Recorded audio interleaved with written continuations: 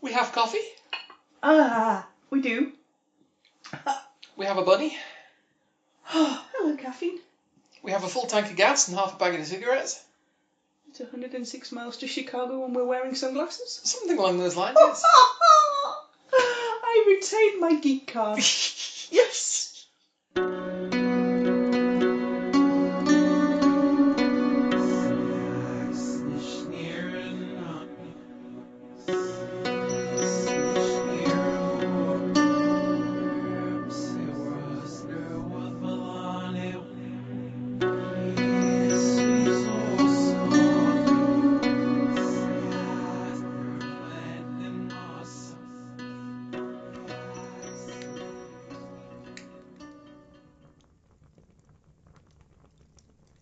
Well, it's episode 13. 13! 13! 13! Are you sure? 1, 2, 3, 10, 11, 12.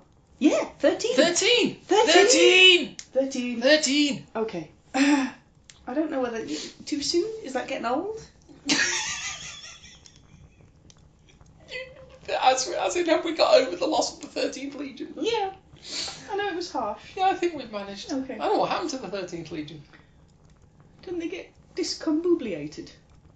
We had this discussion last time. We couldn't remember which one the 13th was, and we concluded it was the 13th. I felt I'd got a spot of deja vu. Yeah. I thought it was a glitch in the Matrix. Go re-listen to the end of episode 12. We have a whole conversation about this. And you'll be none the wiser once you've listened to it. Probably not, because it's us you're I listening wasn't. to. And we're none the wiser when we listen to it. I've never been any the wiser. No. Welcome to Frithcast episode 13. 13! 13. Is that joke actually too soon? Did we go through that last time round? 2,000 years? Yeah, probably a little out of bad taste though. Give or take an HBO TV series. Yeah, good plan. Shall we introduce ourselves? We'd better. Because we tend to forget until quite late in. We do. Most times. So who are you? Well, that's a good question. That's fairly deep and fairly philosophical, but for now I'll stick with I'm Suzanne. Okay. I'm the UK ambassador for TAC, which is the Asatru community. Well done. Ta-da! That's excellent. I'm Kate. I'm not attack ambassador of any shape or form, but I'm in fact some random passing druidy sort. Not well. Well, not entirely random. And not technically passing. No. We thought for the 13th episode of Frithcast, we would talk about a very peculiar object in the British Museum. Now, it's fairly well known for having a whole collection of fairly peculiar objects, but this is very distinctly peculiar in all manner of ways. You're still going to have to narrow it down a bit. I am. It's a casket, by which I mean a box, not a coffin. Yep. Yes, it's true. About, I don't know, it's about 11 inches by 8. Something It's along those lines. Quite small. Yeah. So it's made of 4 panels for 4 sides, a base and a lid. Yeah. Which would have originally been hinged on and had a locking mechanism at the front. Oh. You might have gathered, for it being 8th century, it's a bit tattier now than it was. Indeed. And some bits of it we don't have anymore. But then there is that sock. Oh, it's an awesome sock.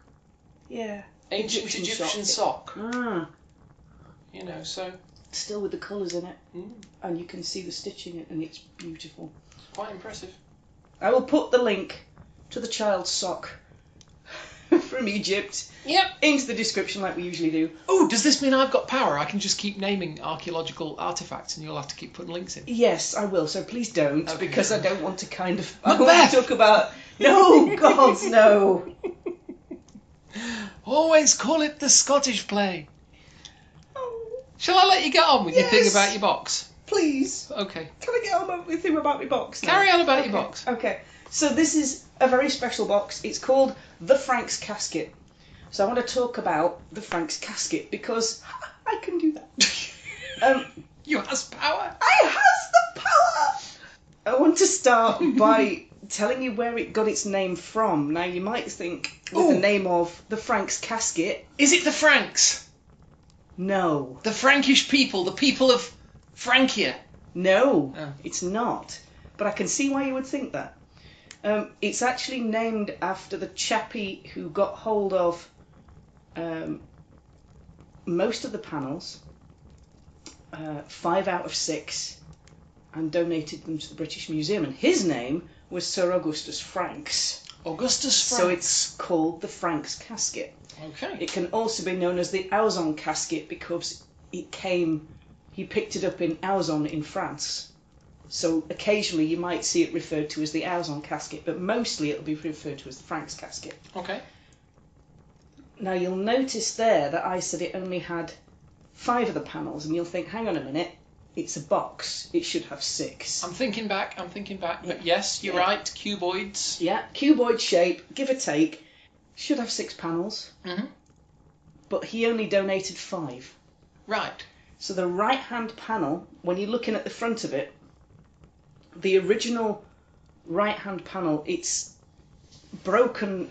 It comes from a family in Auzon in France. Okay. And somewhere along the way, it gets dismantled into 6 panels rather than a box. Right. And so he gets hold of 5 of those panels from a Paris dealer. The 6th panel is actually in the National Museum in Florence. Oh, wow. So we know where it is. We know exactly where it is. Well, that's something. The 6th original panel is in Florence, and they've got a replica of that they're showing with the original 5 panels in the British Museum. Okay. So insider tip, you can look at that right-hand panel in the British Museum and know that it's been replicated to look like the original, which is still in Florence, where we've got 5 of the panels, they've got 1 of them. I know we're not on the best of terms with Europe at the moment, but is there not a way that they can get together and have some sort of a conflab, a kind of get round a table, hammer out a solution package? They did that. They gave us a replica panel. I want to talk about the panels itself, because each of those panels, the 4 sides and the lid, so the 5 panels, because the base doesn't have anything on it on account of it's underneath, are very heavily carved and decorated. Now the skill and craftsmanship that's gone into something that's very, very small, bearing in mind that if you make a mistake on a panel you have to start the whole carving all over again, is just, it's incredibly detailed. The panels that are there have got scenes from Roman Christian pasts, Jewish pasts and Germanic legend. Okay, so it's a bit of a multicultural affair. Yeah, it's kind of like the duck-billed platypus of the casket world. It doesn't make a whole lot of sense, and enigmatic is a word that crops up more than once when you're reading descriptions of this thing. Well, enigmatic is a good word, in fairness. Yeah. If you look at the inscriptions, because all of the panels have artwork generally in the centre of the panels, and they have a runic, or they have an inscription board around them. So you'd think that with so many different cultures being represented in the artwork, that the languages would be one language. Yeah. One script. They're not. They're 4 different scripts. And in one case, there's 4 different scripts being used in one of the inscriptions. Oh, wow. It's just a mess. So I can imagine, a sort of Northern European story or account. I can imagine a Christian piece. I can imagine a Jewish piece. But surely they would want to have uniform communication so that... No. No. You've got some stories. If you look at the Franks Casket as a very early comic, it's a comic strip, a graphic novel, but all the stories are one panel. Right. That's how you can read it. That's how you can read what's going on with the panels. So it's like, what did you say, 8th century? Yes. So it's an 8th century Far Side cartoon? Yeah, with more far than side. Fewer cows? How are we for cows? There's a horse. Actually, there's quite a few. No, there was definitely one horse. There's a goose on one panel. A horse and a goose? You can make a Far Side cartoon out of a horse and a goose, that's fine. They're right in there, really. Yeah, no problem. 2 of the panels are Germanic scenes, but they don't know what legends they relate to. Okay. They're obviously a bit like, if I say to you, oh, it's Red Riding Hood, you've got a particular image in your head about what she looks like, what the storyline is and what the major characters are. And her granny snowboarding down a mountain. Oh, God, yes. So, no, not Triple G, but the other granny. And if you read the originals, then you've got a very different ending to the one that gets read now. Yes. But, sorry, slightly what's it aside, but if you drew a picture of a young girl with a red hood and a red cloak on, carrying a basket through a forest and a wolf sneaking up on her, you would know that that was Red Riding Hood. Yeah, it's an archetypal... But you've got that cultural knowledge to know that when you see a single image, it will give you all of that backstory. Okay, yeah. The difficulty we have is we have 2 single images and no idea of the backstory. Okay, yeah. Makes it slightly tricky. So we've got the right-hand panel... We'll just redo that bit, shall we? Oh, it's alright, leave it in. Okay. That right-hand panel, again, and the lid are the 2 unknown Germanic scenes that we don't know what they're representing. But everything else is very, very well known. So we don't know whether those 2 are also well known and we've just lost the knowledge of them. So this is the Northern European, I want to say Norse or Germanic or whatever, Anglo-Saxon cultures tended to be really good at writing things down. They did, well, certainly in the case of the lid, parts of it are missing. We've only got, they had sort of boards, if you like, that they would pin 3 together to create the width they needed for the lid. We've got the top and bottom board of that are missing, and we've only got the middle board left. Okay. So any inscription that was with that has gone. The other panel, the right-hand panel, has got an inscription on it. We have no idea what it relates to. They can translate it. Right. They just don't know what the story it is that it's telling. It was obviously a mnemonic for a very well-known tale, but we don't have any evidence of that now. Oh, wow. Okay. The other 2 panels, you've got the founding of Rome with Romulus and Remus, suckling from a she-wolf. Okay. And you've got the destruction of Jerusalem. All right, so that's a couple of very much Roman period... Roman Christian, yeah. I mean, that's like the beginning of Rome, and I don't want to say fairly close to the end, but it's got to be around about the transition to the imperial period. I'm trying to think when the sack of Jerusalem was. Which one? Well, yeah, granted.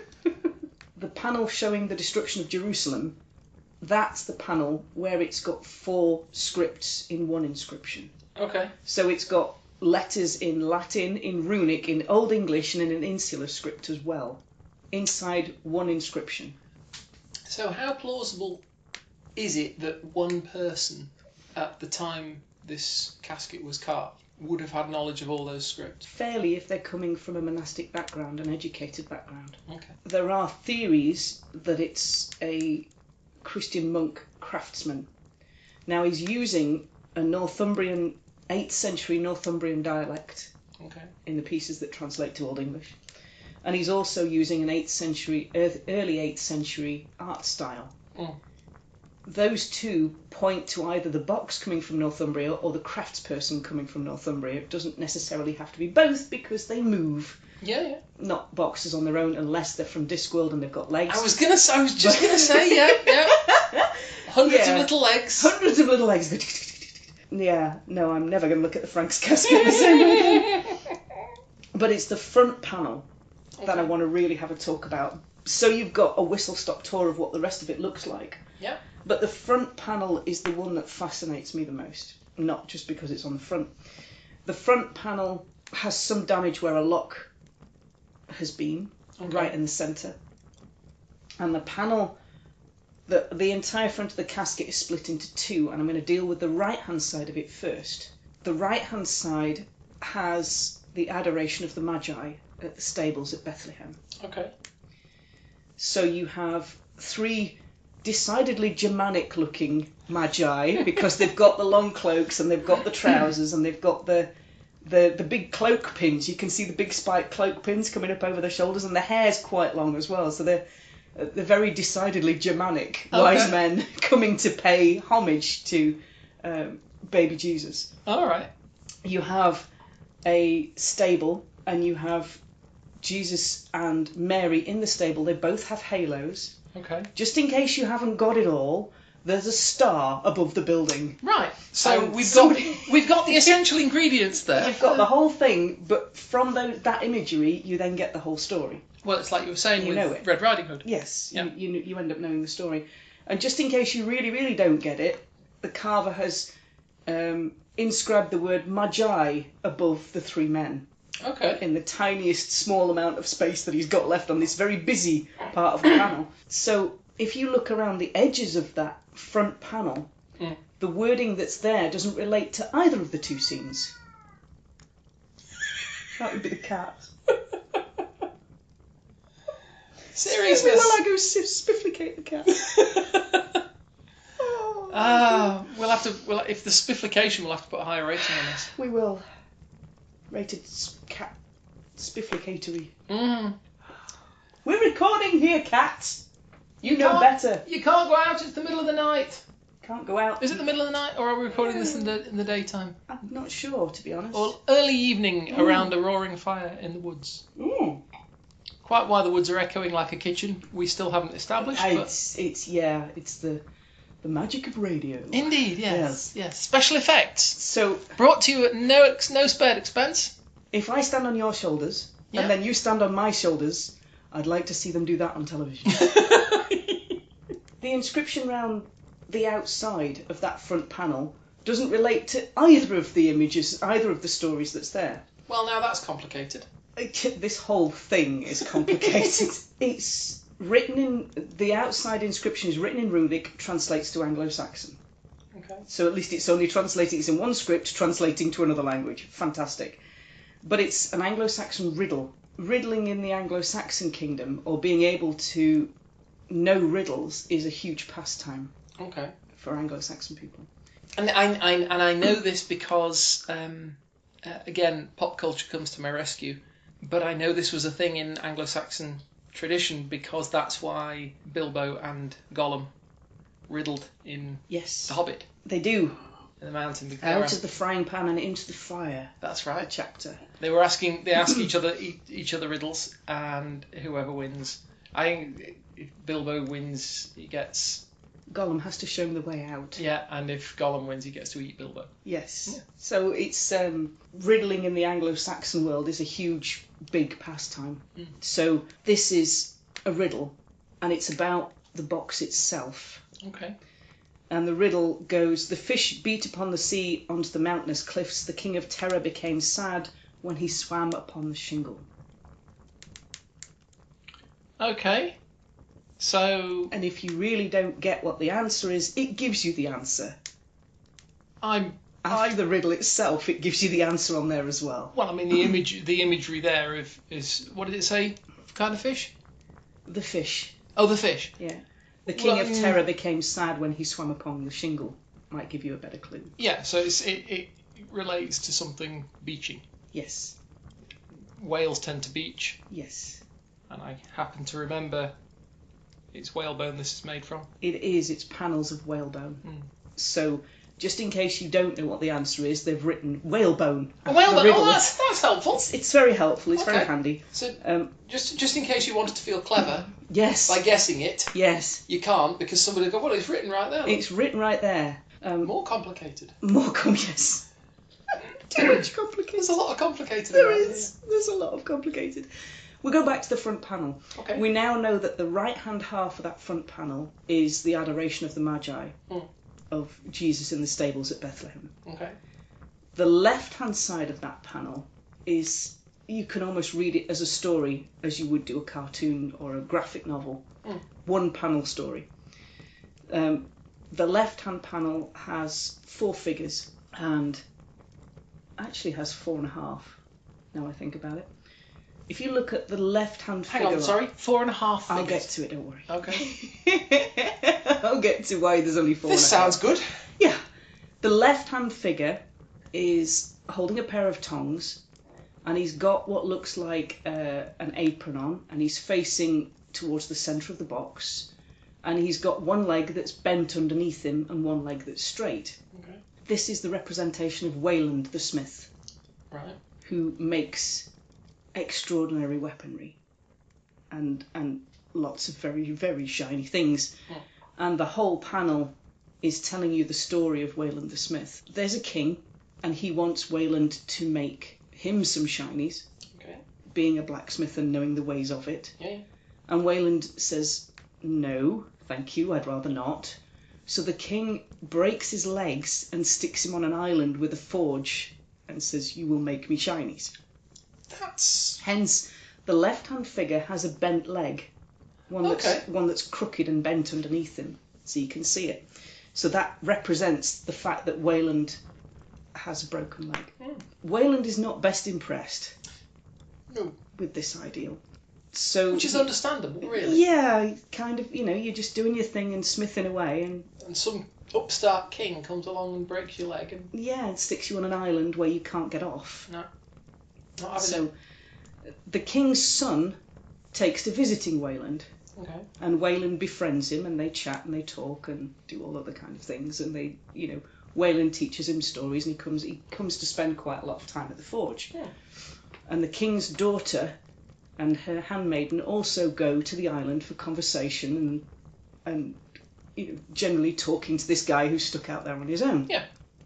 Wayland cultivates these relationships, and the way you say that makes me think. Yeah. Cultivates. Yes. It's like, that's not a good word. Well, no. It's not a promising word. No, it's not. Do tell. If you look at the next two figures from the edge of the box going towards the lock, you'll see two ladies. And this is the king's daughter and her handmaiden. And one of them is reaching out for what Wayland's got in the tongs, which he's offering to them. Okay. And behind him you can see his anvil, and some of his blacksmithing tools are hung up on the wall. He's got the king's son drunk one day. Right. And killed him. And the reason I've said 4.5 is because the king's son's decapitated body you can see under their feet at the bottom of the image. Yeah, even worse, he's taken the king's son's skull and fashioned a cup out of it.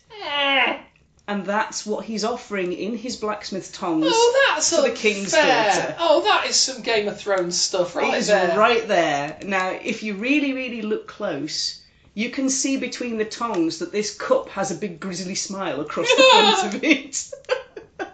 Yeah, because he was delighted at that. Yeah. Well, Wayland was. It just seems such a waste. I mean, he spent all that time teaching him stories. Yeah, and gaining his friendship until the day he got him drunk. And killed him. Okay, fair enough. Okay. Seems like a lot of investment is all I'm saying. He offers the king's daughter the cup of wine made from her brother's skull, which she doesn't realise. Right. She and her handmaiden both drink from, get very drunk. In the polite version, they just get drunk. Right. In the not polite version, that's not all that happens. Game of Thrones again, doesn't it? Yeah, it does. Yeah. That's just kind of be a Game of Thrones kind of. Yeah, that's just going to be kind of our password from now on. That happens. Yeah. The last figure on the panel, you can see just under the damage where the lock would sit, there's a smaller male figure. Okay. And he is strangling geese. As you do. And there's one down by his feet and he's got one up by the neck. This is Wayland's brother. Right. Who strangles geese and plucks their feathers and creates 2 pairs of magical wings. I'm sorry, for some reason I've just got the name of Dame Celia Mole Strangler in my head. Yeah, no.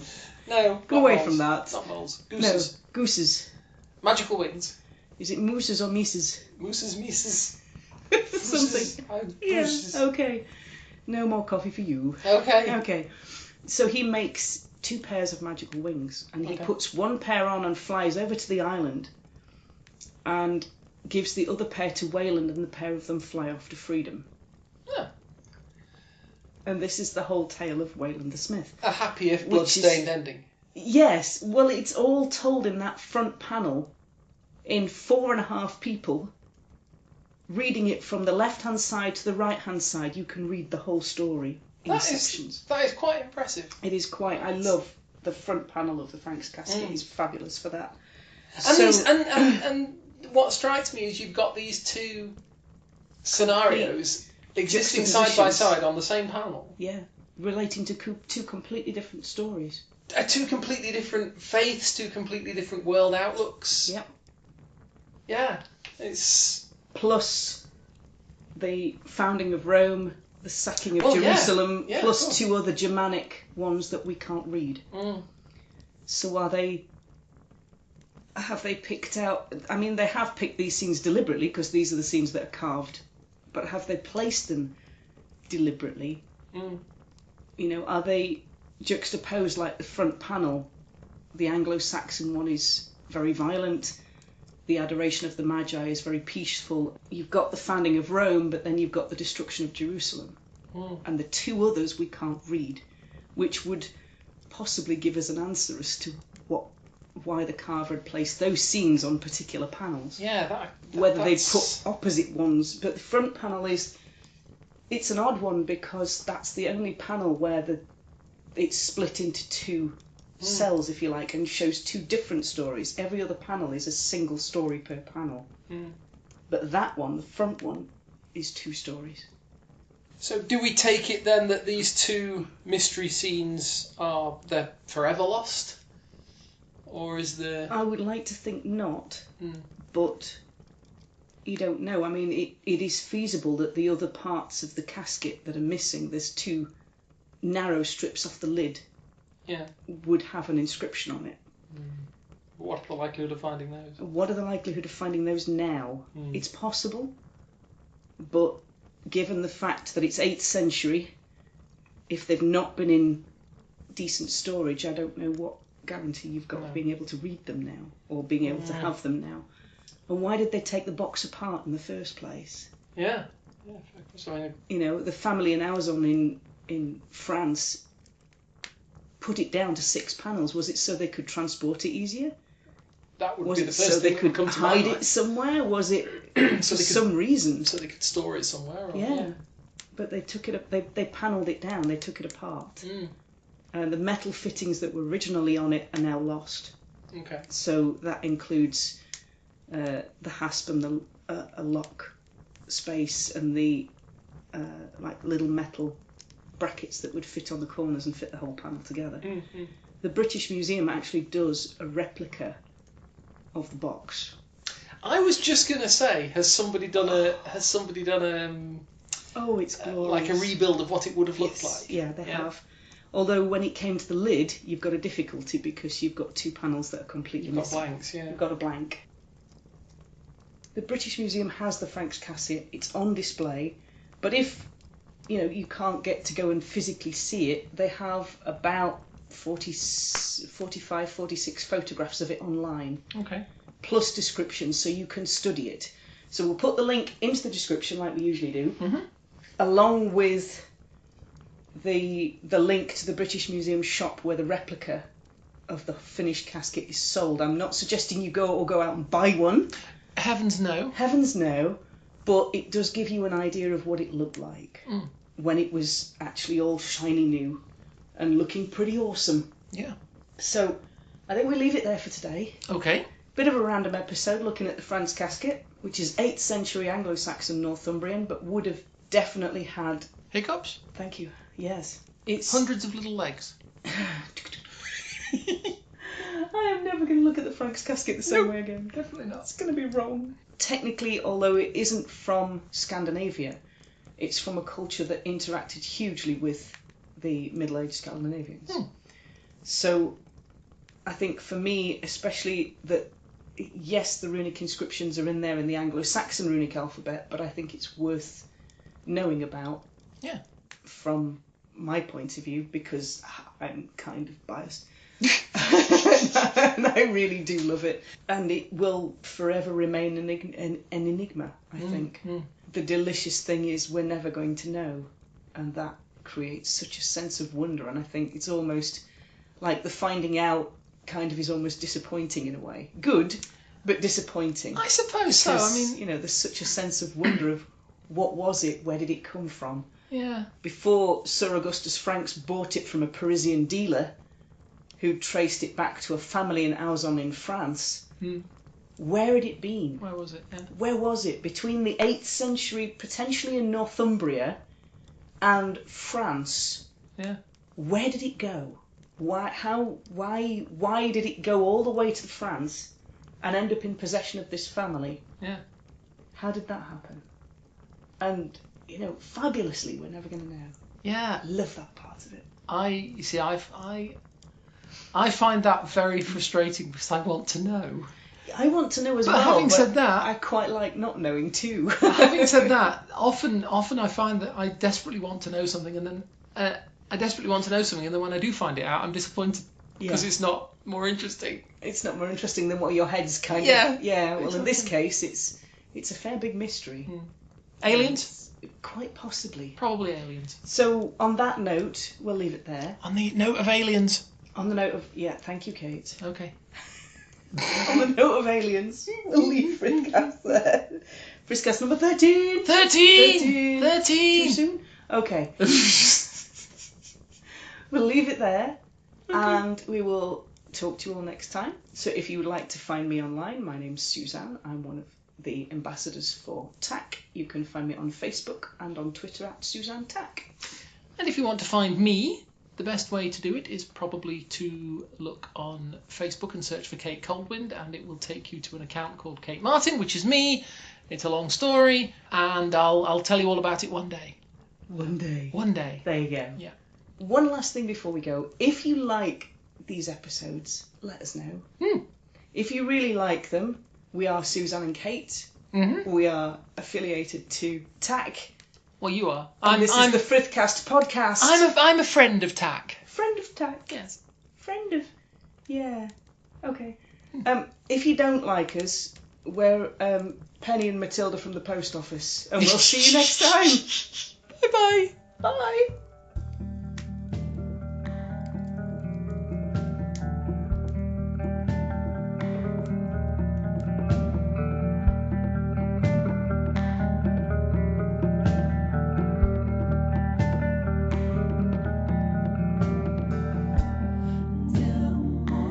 Looks like it's just you and me then, recorder.